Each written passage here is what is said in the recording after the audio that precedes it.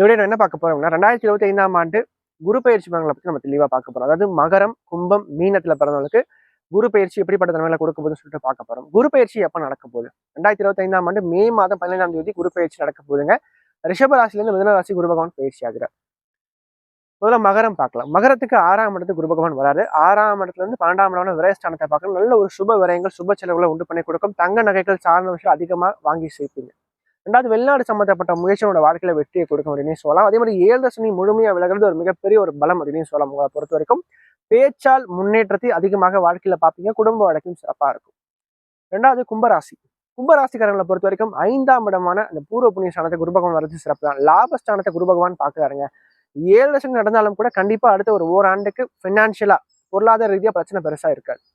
வருமானங்கள் கண்டிப்பாக அதிகரிக்கும். வேலை இல்லாத நல்ல ஒரு வேலை கண்டிப்பாக கிடைச்சிடும். அதிர்ஷ்டம் இருந்து கண்டிப்பா உங்க பக்கம் அப்படின்னு சொல்லலாம். குழந்தை பாக்கியம் சார்ந்த விஷயம் உறுதியா கொடுப்பார் இந்த குரு பகவான் அப்படின்னு சொல்லலாம். நல்ல ஒரு ஏற்றம், தொழில் ரீதியாக நல்ல ஒரு வெற்றியை கண்டிப்பா பதிவு செய்யும் அப்படின்னு சொல்லலாம். அடுத்து மீனராசிக்காரங்க. மீனராசிக்காரங்களுக்கு குரு பகவான் 4ஆம் இடத்துக்கு வரார். ஜென்மசனி நடக்குதுங்க. கொஞ்சம் பொறுமை நிதானம் அதிகமா அவங்களை பொறுத்த வரைக்கும் தேவை. அஷ்டாஷ்டம ஸ்தானத்துல குரு பகவான் இருக்கார். ராசிக்குள்ள ஜென்மசனி. வேலை ரீதியா கொஞ்சம் பிரச்சனைகள் இருந்தாலும் கூட வேலை பெருசா இழப்பு ஏற்படாது. ஆனா எந்த சூழ்நிலையும் பொறுமையை நீங்க அதிகமா கையாளணும். அவசரம் அப்படின்றது பெருசா வேண்டாம். எந்த ஒரு நிலையும் வேலையும் விட வேணாம்.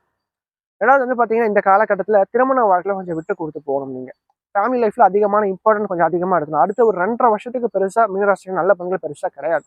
ஆனா எந்த ஒரு சூழ்நிலையும் கொஞ்சம் பொறுமையை நீங்க அதிகமாக கையாளும் போது கண்டிப்பாக வாழ்க்கை வெற்றி பெற முடியும். அதே மாதிரி வெளிநாடு சம்பந்தப்பட்ட முயற்சிகள், காரியங்கள் கண்டிப்பாக உங்களுக்கு வெற்றியை கொடுக்கும்.